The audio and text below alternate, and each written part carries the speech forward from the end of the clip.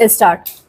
आयकर विभाग को राजनीतिक चंदे के फर्जी बिल लगाने वालों के खिलाफ देश भर में बड़े पैमाने पर छापेमारी करनी पड़ी।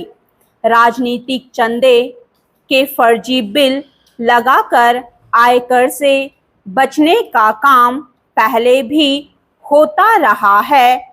माना जाता था कि इसमें कुछ कमी आई होगी, लेकिन लगता है कि स्थिति जस की तस है। यदि वास्तव में ऐसा है तो इसका मतलब है कि राजनीतिक चंदे और आयकर संबंधी कानून ऐसे हैं कि लोग उनका दुरुपयोग आसानी से कर लेते हैं। यदि नियम कानून कमजोर होंगे तो लोग उन्हें तोड़ने का काम करेंगे ही। यह ठीक है कि लोगों को जिम्मेदार होना चाहिए, लेकिन आखिर सरकार की भी तो कोई जिम्मेदारी बनती है।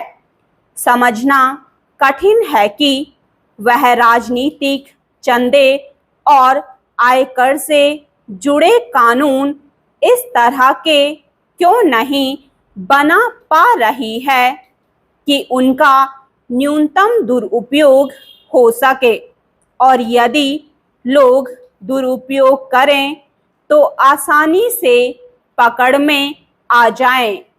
बात केवल आयकर कानूनों की विसंगतियों की ही नहीं है, टैक्स संबंधी अन्य कानून भी खामियों से पूरी तौर पर मुक्त नहीं किए जा सके हैं।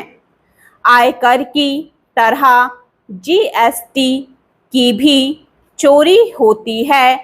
लोग टैक्स बचाने के उपाय करें, यह तो समझ आता है, लेकिन अपने देश में इसके नाम पर कर चोरी खूब होती है।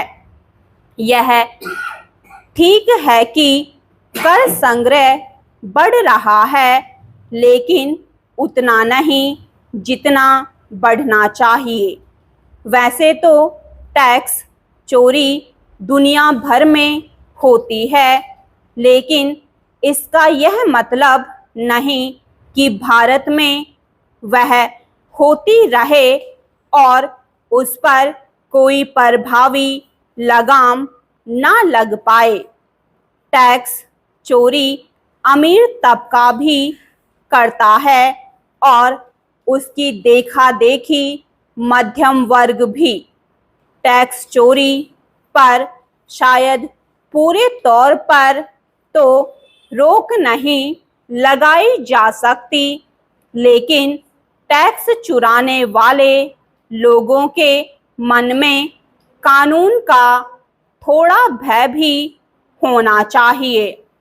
यह शुभ संकेत नहीं कि अपने देश में तमाम दावों के बाद भी टैक्स ढांचे में पर्याप्त सुधार नहीं किया जा सका है। पता नहीं टैक्स ढांचे में जरूरी सुधार करने में देरी क्यों हो रही है। जो भी हो, इसकी अनदेखी नहीं की जा सकती कि नोटबंदी के बाद यह जो दावा किया गया था कि नकदी का चलन कम हो जाएगा, वह थोथा ही साबित हुआ। किसी को इस पर विचार करना चाहिए कि नकदी का इतना अधिक चलन क्यों है। भ्रष्टाचार में नकदी की एक बड़ी भूमिका है। इसकी अनदेखी नहीं की जा सकती कि भ्रष्ट नेताओं, नौकरशाहों के पास करोड़ों अरबों रुपए की नकदी मिलती ही रहती है। यदि नेताओं, नौकरशाहों की रिश्वतखोरी पर सचमुच लगाम लगानी है तो नकदी के चलन को कम करना होगा और मनी ट्रेल का पता लगाने की कोई ठोस व्यवस्था भी करनी होगी। यदि ऐसा नहीं किया जाता तो इस तरह के दावों का कोई मतलब नहीं कि मोदी सरकार भ्रष्टाचार पर एक हद तक अंकुश लगाने में सफल रही है। स्टॉप।